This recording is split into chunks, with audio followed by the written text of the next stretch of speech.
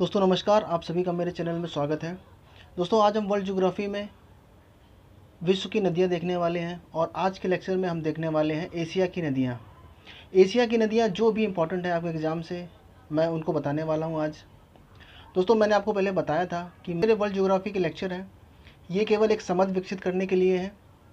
जब मैं आपको सब कुछ बता दूँगा, जब मैं आपको नदियाँ, पठार, पर्वत, ज्वालामुखी, जलडमरू मध्य, झीलें, जो भी कॉन्टिनेंट है, जो भी महासागर है, जब मैं आपको ये सब समझा दूंगा मैप से, ये सिर्फ मैं आपको मानचित्र में समझा रहा हूँ कौन सी चीज़ कहाँ पर है।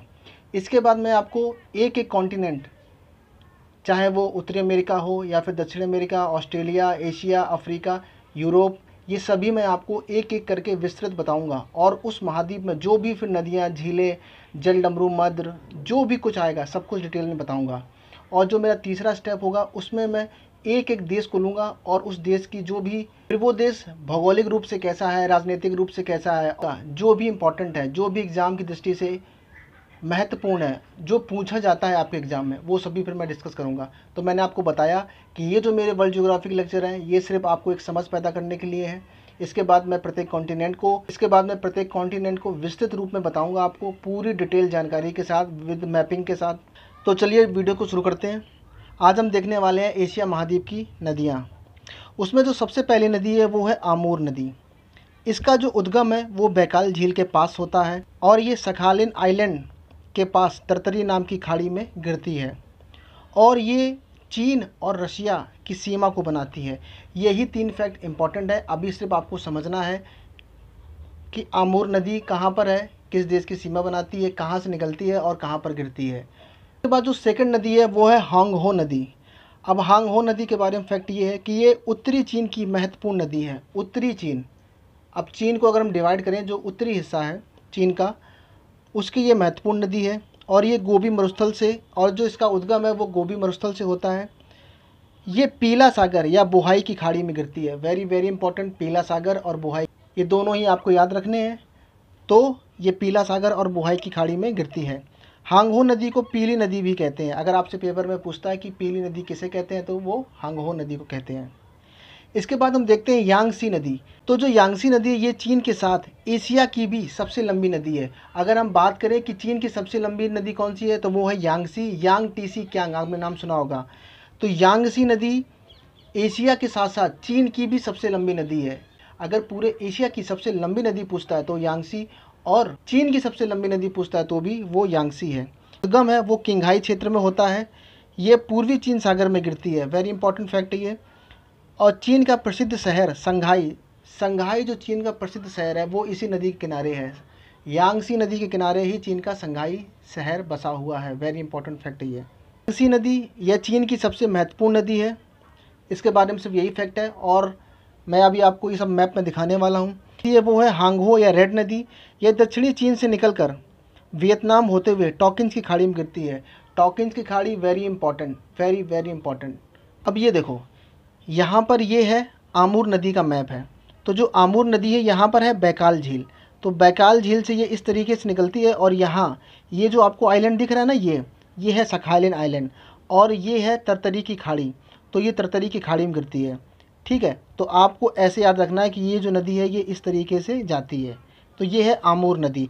इसको मैं आपको भी बड़े मैप में भी दिखाऊंगा। हांगहो नदी, तो हांगहो नदी भी कुछ इस तरीके से है। और ये जो खाड़ी आपको दिख रही है ये है बोहाई की खाड़ी। और ये तीसरी नदी है, ये किंघाई से निकलती है और कुछ इस तरीके से पूर्वी चीन सागर में गिरती है और ये इस नदी का नाम है यांगसी नदी। और इसी किनारे ये जो शहर दिख रहा है ये संघाई शहर इसी किनारे बसा हुआ है। तो चलिए इसको हम बड़े मैप में एक बार देख लेते हैं।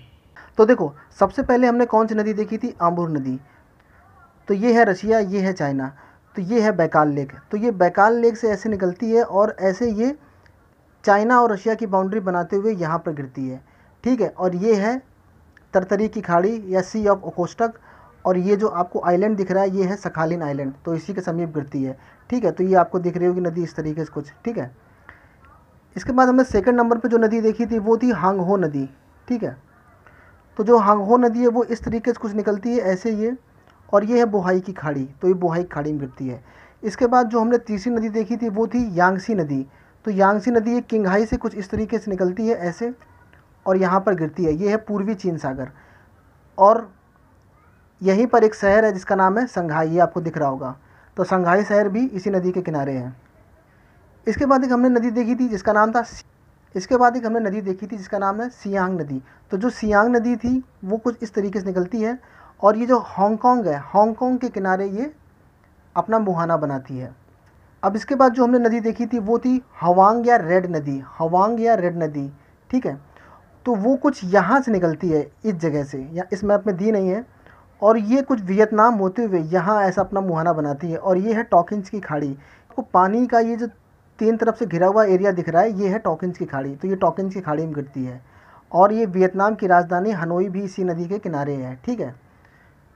तो हमने अभी कौन कौन सी नदियाँ देखी? हमने देखी आमूर नदी, इसके बाद हमने देखी हांगहो नदी, इसके बाद हमने ये जो यांगसी नदी है ये एशिया प्लस चाइना की सबसे बड़ी नदी है। अगर आपसे पूछता है कि एशिया की सबसे बड़ी नदी कौन सी है तो वो है यांगसी नदी, और अगर आपसे पूछता है कि चाइना की सबसे बड़ी नदी कौन सी है तो वो भी है यांगसी नदी। और इसी पर सबसे बड़ा जो डैम कहते हैं जॉर्ज 3 डैम, वो इसी नदी के ऊपर बना हुआ है। तो दोस्तों अभी हमने देखी थी सियांग नदी जो हांगकांग के पास अपना मुहाना बनाती है, और दूसरी देखी थी हवांग व रेड नदी, और ये वियतनाम की जो राजधानी है हनोई वो इसी के किनारे बसा हुआ है, और ये टॉकिंस की खाड़ी में अपना मुहाना बनाती है। इसके बाद अब हम देखने वाले हैं मेकोंग नदी। जो मेकोंग नदी है ये दक्षिण पूर्वी एशिया की सबसे महत्वपूर्ण नदी है, जो तिब्बत से ही निकलती है और साउथ चाइना सी या कहें कि प्रशांत सागर में अपना मुहाना बनाती है। ये वो भी इम्पोर्टेंट है। छायो प्राय नदी, ये भी तिब्बत से निकलकर थाईलैंड की खाड़ी में अपना मुहाना बनाती है, या ये कहें कि कुछ नदियां मिलकर ही छायो प्राया नदी का निर्माण करती हैं। और थाईलैंड की ये प्रमुख नदी है, और थाईलैंड की जो राजधानी है बैंकॉक वो इसी नदी के किनारे है। इसके बाद हम बात करते हैं 2 इम्पॉर्टेंट नदियों की जो म्यांमार की हैं। पहली है साल्विन और दूसरी है इरावादी नदी। तो जो साल्विन नदी है ये चीन के तिब्बत से निकलकर मर्तबान की खाड़ी में गिरती है, बस आपको इतना जानना है इसके बारे में। नेक्स्ट है इरावादी नदी, ये चीन के तिब्बत से निकलकर मर्तबान की खाड़ी में गिरती है, और यह म्यांमार की पूजनी नदी है। जैसे हमारे देश भारत की पूजनी नदी है गंगा है, ऐसे ही ये जो इरावादी है ये म्यांमार की गंगा आप इसे कह सकते हो। लेकिन हमारे भारत में तो बहुत सारी नदियां हैं, हम सभी को पूछते हैं, चाहे वो कावेरी हो, गोदावरी हो, यमुना हो, चाहे वो नर्मदा हो, चाहे वो ताप्ती हो, चाहे गंगा हो, कोई भी नदी हो हम तो सभी को पूछते हैं। लेकिन इरावादी जो नदी है वो हम ऐसे कह सकते हैं कि वो भारत की गंगा है। इसके बाद एक नदी और है, वो है सिंधु नदी। ये चीन के तिब्बत से ही निकलती है और अरब सागर में अपना मुहाना बनाती है। सहायक नदी हैं वो है सतलज, झेलम, व्यास, चिनाब, रावी। ये चीन के तिब्बत से निकलकर भारत और पाकिस्तान होते हुए अरब सागर में गिरती है। मतलब जो सिंध नदी है पहले तो वो तिब्बत से निकलती है, फिर भारत आती है, इसके बाद वो पाकिस्तान जाती है, और फिर अरब सागर में वो अपना मुहाना बनाती है। तो चलिए इन नदियों को एक बार मैप में देख लेते हैं हम। तो ये जो मेकोंग नदी है ये कुछ इस तरीके से आती है, ये कई देशों से होते हुए आती है। जैसे तिब्बत से आती है, तिब्बत के बाद ये थाईलैंड आती है, थाईलैंड के बाद ये लाओस जाती है, लाओस के बाद ये कंबोडिया, कंबोडिया के बाद ये वियतनाम जाती है। तो कई देशों से होते हुए आती है। उसके बाद जो अगला मैप है वो थाईलैंड की नदी, तो चाय फ्राई नदी है, ये उसका मैप है कुछ इस तरीके से।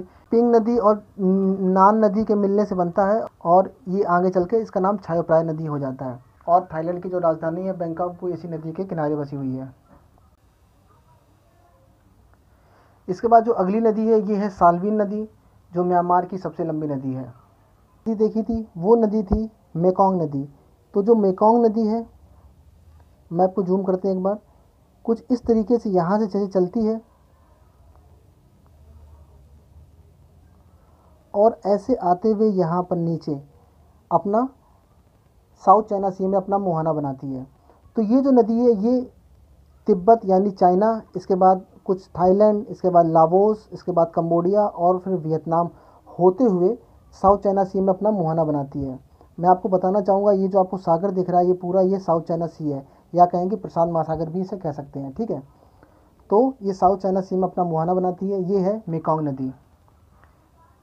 इसके बाद एक नदी हमने देखी थी चायो फ्राई नदी, वो थाईलैंड की नदी है, वो कुछ इस तरीके से आती है, और ये है गल्फ ऑफ थाईलैंड, इसी में अपना मुहाना बनाती है। यहाँ पर ये है अंडमान सी। तो जो 2 नदियाँ थी, एक थी साल्विन नदी और एक थी इरावदी नदी, ये दोनों ही अंडमान सागर में गिरती हैं, या हम ये भी कह सकते हैं। तो ये जो आपको खाड़ी दिख रही है इसका नाम है मर्तबान की खाड़ी। तो या तो ये कह सकते हैं कि वो मर्तबान की खाड़ी में गिरती है, या ये कह सकते हैं कि वो अंडमान सी में गिरती है। अब इन नदियों को एक बार हम मैप में देखते हैं। तो ये नदी आपको जो साल्वी नदी वो कुछ इस तरीके से दिख रही है, जो तिब्बत से निकलती है और ये म्यांमार की सबसे बड़ी नदी है। इसके बाद जो दूसरी नदी है वो इरावदी नदी। इरावदी नदी जो है ये लाइफ लाइन ऑफ म्यांमार है और ये म्यांमार की पूजनीय नदी भी है और ये मर्तबान की खाड़ी में अपना मुहाना बनाती है। कौन सी नदी देखी थी? हमने देखी थी सिंधु, जो चीन के तिब्बत से निकलकर अरब सागर में गिरती है। सिंधु की जो सहायक नदियां हैं वो है सतलज, झेलम, ब्यास, चिनाब और रावी।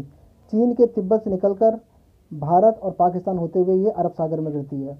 तो ठीक है, अब आपको बात समझ में। अब हम बात करते हैं अमू दरिया नदी की। यह मध्य एशिया की सबसे प्रमुख नदी है। यह मध्य एशिया की, मिडिल ईस्ट की सबसे प्रमुख नदी है। ये पामीर के पठार से अफगानिस्तान, तजिकिस्तान, तुर्कमेनिस्तान, उज्बेकिस्तान होते हुए अरल सागर में गिरती है। इसके बाद है टिग्रिस या यूफ्रेटस नदी। इसको दजला व फरात नदी भी कहा जाता है। यह टर्की से निकलकर फारस की खाड़ी में गिरती है और ये दोनों नदियां ही बहुत इंपॉर्टेंट हैं। जब मैंने आपको एशिया बताया था तब मैंने बताया था कि मिडिल ईस्ट किसे कहते हैं, साउथ ईस्ट एशियन नेशन कौन से हैं, मध्य एशिया के जो देश कौन से हैं, पूर्वी एशिया के देश कौन से हैं, दक्षिण एशिया के देश कौन से हैं, ये सब मैंने बताया था आपको। आप नहीं देखा है तो आप वो वीडियो जाके देख सकते हो। अब इस मैप में आप देख सकते हो कि ये जो नदी है ये है टिग्रिस नदी और ये जो नदी है ये है यूफ्रेटस नदी और ये है फारस की खाड़ी में अपना आके मुहाना बना। मैप में आप देख सकते हो कि ये पामीर पठार से निकलते हुए कुछ इस तरीके से अमू दरिया नदी अरल झील में गिरती है जाके। देख सकते हो कि ये पामीर के पठार से अमू दरिया नदी कुछ इस तरीके से निकलते हुए अरल झील में अपना मुहाना बना रही है। अब आप इस मैप में देख सकते हो ये जो आमू दरिया नदी है वो कुछ इस प्रकार से है। ये तजिकिस्तान, अफगानिस्तान, उज्बेकिस्तान, तुर्कमेनिस्तान होते हुए ये अरल झील में यहाँ आके गिरती है। तो ये है अमू दरिया नदी। इसके बाद एक नदी और है जो यहाँ से निकल रही है, इसका नाम है सिर दरिया नदी, इस तरीके से, और ये अरल झील के पास ही जाकर गिरती है। झील है ये पेपर में बहुत पूछी जाती है। पूछते हैं कि ये किन दो देशों के बीच में है, तो वो है कजाकिस्तान और उज्बेकिस्तान। और कजाकिस्तान जो है वो दुनिया का सबसे बड़ा लैंडलॉक कंट्री है, मतलब भूमि बाधित देश है। बात करते हैं टिग्रिस या यूफ्रेटस नदी, जिसे हिंदी में कहते हैं दजला फरात नदी। तो जो दजला फरात नदी है इसी के किनारे मेसोपोटामिया की सभ्यता का विकास हुआ था। तो ये जो नदी आपको दिख रही है ये नदी है टिग्रिस नदी और ये जो आपको नदी दिख रही है ये है यूफ्रेटस नदी। तो यूफ्रेटस नदी और टिग्रिस नदी या कहें कि दजला फरात नदी ये तुर्की से निकलती है और सीरिया होते हुए, इसके बाद इराक होते हुए ये है फारस की खाड़ी। तो फारस की खाड़ी में अपना मुहाना बनाती हैं। जो नदियां हैं ये एशिया की नदियां थी। इसमें मैंने भारत की नदियां शामिल नहीं की हैं क्योंकि भारत के भूगोल को तो हम वैसे भी डिटेल में पूरा पढ़ने वाले हैं। तो एशिया में जो भी इंपॉर्टेंट नदी थी मैंने उनको बताया है। इसके बाद मैं नेक्स्ट जो चैप्टर होगा वो यूरोप की या अफ्रीका की नदियाँ लेकर उपस्थित होगा। मेरा सिर्फ ये उद्देश्य ये है कि मैं सिर्फ आपको बताना चाहता हूँ कि कौन सी नदी कहाँ पर है, किस देश में है, कहाँ से उसका उद्गम, कहाँ पर वो अपना मुहाना बनाती है। तो अगर आपको वीडियो अच्छा लगा है तो प्लीज़ उसको आप लाइक करें, शेयर करें, सब्सक्राइब करें। आपका दिन शुभ हो।